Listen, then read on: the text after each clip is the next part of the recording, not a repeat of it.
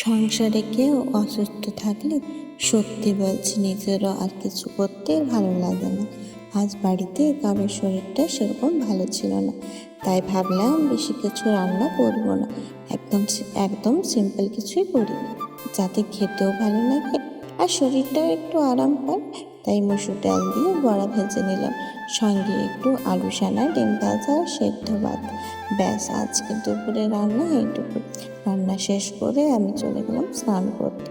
স্নান করে এসে পুজোটাও করে নিলাম, তারপরে সবাই মিলে খাবার খেয়ে নিলাম। জানো তো, সংসারে মেয়েদের জীবনটা এমনই, কখন কি রান্না হবে, কে কি খাবে, কার শরীর কেমন, এসব ভাবতে ভাবতেই দিন কেটে যায়। তবুও মাঝে মাঝে না, এত আয়োজন করে রান্না করার থেকেও এক থালা সাদা ভাত, ডিম ভাজা, ডালের বড়া, আলু সেদ্ধ আর পাশে আপন মানুষদের ভালোবাসা, এসবই মনটা ভরে যায়। সত্যি সবসময় দামি খাবারের দরকার পড়ে না।